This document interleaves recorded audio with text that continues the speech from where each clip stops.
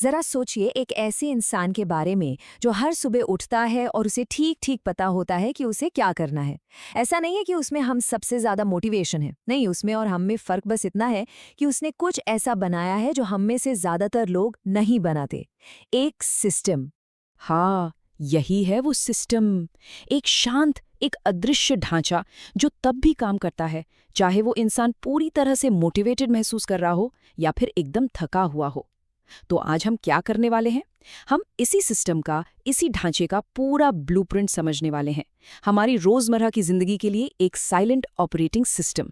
तो चलिए सबसे पहले बात करते हैं उस चीज की जो हम सबको रोकती है, प्रेरणा का जाल। अरे ये कहानी तो हम सबकी है ना? हम पूरे जोश के साथ एक नया लक्ष्य तय करते हैं, जिम जाना है, कोई नया बिजनेस शुरू करना है, और फिर कुछ ही हफ्तों में वो सारा जोश, सारी आग ठंडी पड़ जाती है और हम ठीक वहीं वापस आ जाते हैं जहां से हमने शुरू किया था।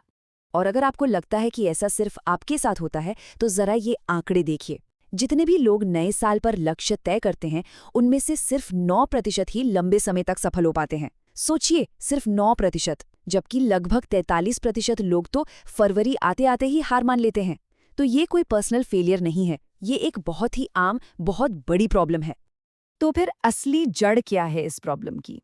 अक्सर हम सोचते हैं कि हमें इच्छा शक्ति यानी कि विल पावर की कमी है, पर असल में प्रॉब्लम ये नहीं है। प्रॉब्लम ये है कि हम विल पावर को ही गलत समझते हैं कि ये काम कैसे करती है। देखिए, ये कोई कैरेक्टर की कमी नहीं है, ये हमारे सिस्टम के डिजाइन में एक कमी है। प्रॉब्लम अनुशासन की नहीं, बल्कि दिन भर में लिए जाने वाले हजारों छोटे बड़े फैसलों की है। ये छोटे छोटे फैसले हमारी सारी मेंटल एनर्जी को सोख लेते हैं। साइंटिस्ट इसे एक नाम देते हैं, ईगो डिप्लीशन। ये एक ऐसी दिमागी हालत है जहां हम जब भी अपनी विल पावर का इस्तेमाल करते हैं तो हमारे दिमाग का सेल्फ कंट्रोल और फैसला लेने की ताकत कम हो जाती है। मतलब हर छोटा फैसला, जैसे कि आज क्या पहनूं, उसी मेंटल बैटरी को खर्च करता है जिसकी जरूरत हमें बड़े और जरूरी कामों के लिए होती है। और इसके पीछे पक्के साइंटिफिक सबूत हैं। जैसे एक स्टडी में जिन लोगों को कुकीज खाने से खुद को रोकना पड़ा, उन्होंने बाद में एक मुश्किल पजल पर बहुत जल्दी हार मान ली। एक और बहुत ही मजेदार स्टडी है जजों पर, जिसमें यह पाया गया कि सुबह के समय जजों के फेवरेबल फैसले देने की संभावना 65% होती है, जो दिन खत्म होते होते लगभग 0 पर आ जाती है। ये है डिसीजन फटीग का सीधा असर। तो ये सब हमें एक बहुत ही जरूरी बात पर लेकर आता है। इच्छा शक्ति यानी विल पावर कोई स्ट्रैटेजी नहीं है, ये सिर्फ एक बैकअप जनरेटर है। मतलब विल पावर पे डिपेंड करना ऐसा है जैसे आप अपनी पूरी जिंदगी एक बैकअप जनरेटर पर चला रहे हो, जो कभी भी बंद हो सकता है। ये सिर्फ इमरजेंसी के लिए है, रोज रोज के लिए नहीं। वहीं दूसरी तरफ एक सिस्टम, वो एक पावर ग्रिड की तरह है, लगातार, भरोसेमंद और ऑटोमेटिक। तो फिर इसका हल क्या है? हल ये है कि हम अपनी भावनाओं, अपनी मोटिवेशन के भरोसे रहना बंद करें और एक ऐसा आर्किटेक्चर, एक ऐसा ढांचा बनाएं जो हमारे लिए काम करे। एड्रेनलिन पर नहीं, आर्किटेक्चर पर फोकस करें। इसे समझने के लिए ना अपने दिमाग को 2 हिस्सों में सोचते हैं।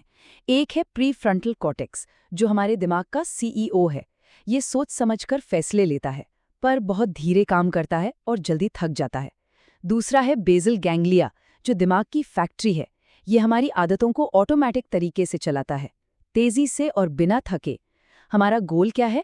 गोल ये है कि हम अपने ज़रूरी कामों को इस थका देने वाले सीईओ से लेकर उस ऑटोमेटिक फैक्ट्री को सौंप दें।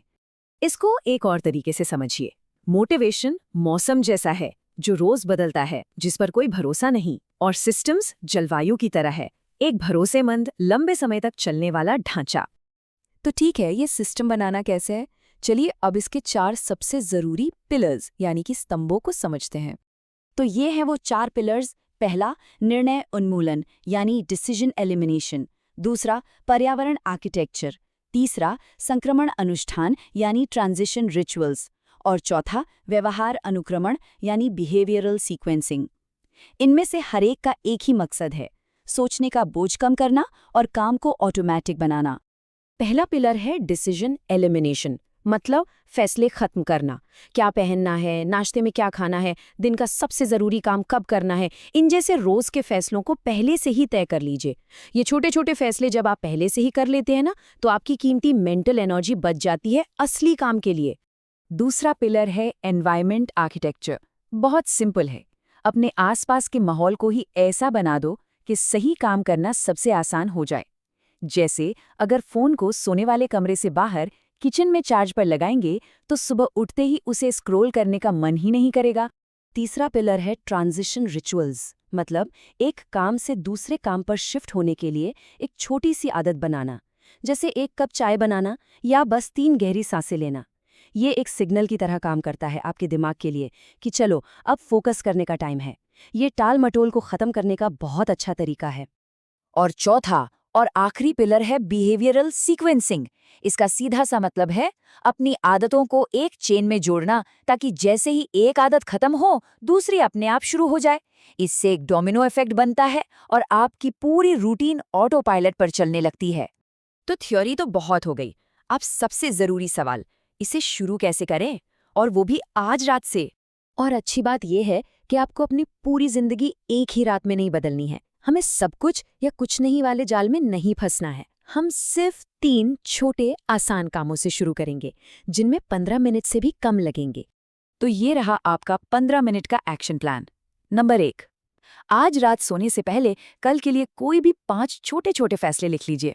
नंबर 2, अपने माहौल में सिर्फ एक छोटा से बदलाव कीजिए, जैसे अपने वर्कआउट के कपड़े निकाल कर रख दीजिए या फोन का चार्जर कमरे के बाहर लगा दीजिए। और नंबर 3, सुबह के लिए एक 3 स्टेप की आसान सी रूटीन डिजाइन कीजिए, जैसे उठकर पानी पीना, फिर 5 मिनट चुपचाप बैठना और फिर दिन की 3 सबसे जरूरी प्राथमिकताएं देखना। बस। तो आखिर में बस एक सवाल अपने आप से पूछने के लिए कि आपका दिन आपकी भावनाओं, आपकी फीलिंग्स पर चलता है या एक सोचे समझे डिजाइन पर। एक सही सिस्टम आपको प्रेरणा के भरोसे रहने की मजबूरी से आजाद कर सकता है और लगातार बिना थके परिणाम देने में मदद कर सकता है।